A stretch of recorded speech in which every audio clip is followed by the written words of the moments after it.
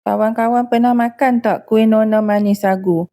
Secara jujur, ikut tekak saya, kuih nona manis sagu ni lebih sedap daripada kuih nona manis yang biasa tu. Siapa yang belum pernah makan lagi boleh try buat. Kalau rasa suka, boleh buat untuk hidangan berbuka puasa nanti.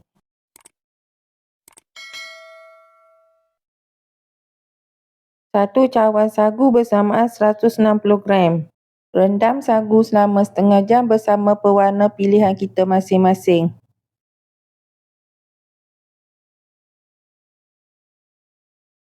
Untuk hari ini, saya rendam sagu bersama pewarna pink. Selepas setengah jam, toskan sagu.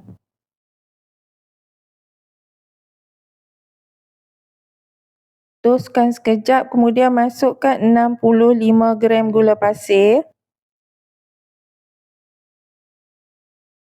Kacau bagi gula tu sebati bersama dengan sagu.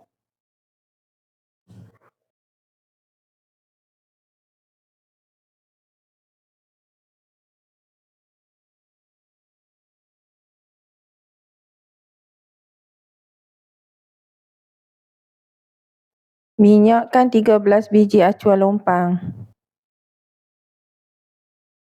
Kemudian masukkan sagu ke dalam acuan. Masukkan 3/4 sahaja. Jangan isi penuh sangat.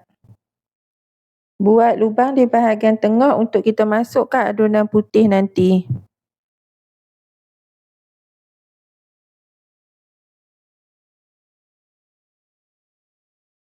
Bahagian atas tu saya kemas-kemaskan sedikit.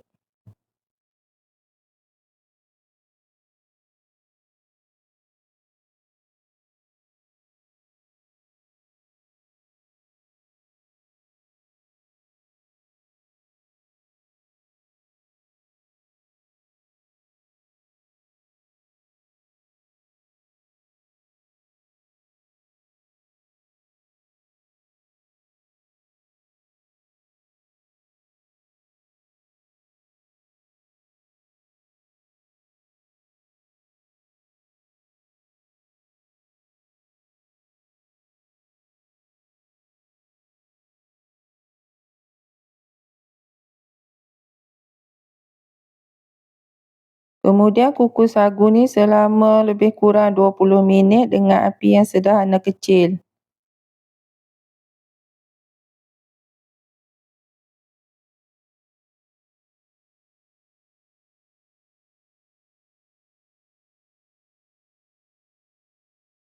Yang ni sagu yang selepas diangkat daripada dapur. Biarkan di dalam periuk kukus tu sebab sekejap lagi kita nak sambung kukus semula.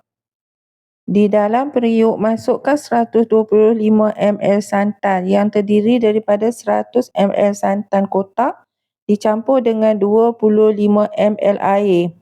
1 sudu makan gula. 1 sudu makan tepung jagung. Setengah sudu kecil garam. Kacau bagi sebati semua bahan-bahan ni sebelum kita masak di atas dapur. Kacau adunan ni dengan api yang kecil sehingga pekat.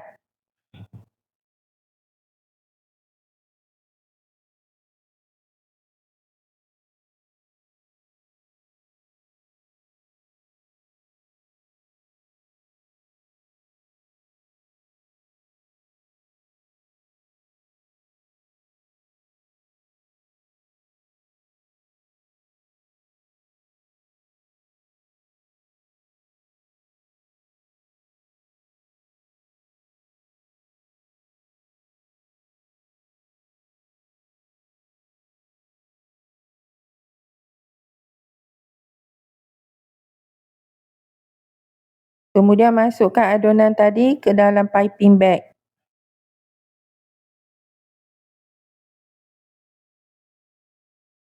Paipkan adunan putih di tengah-tengah.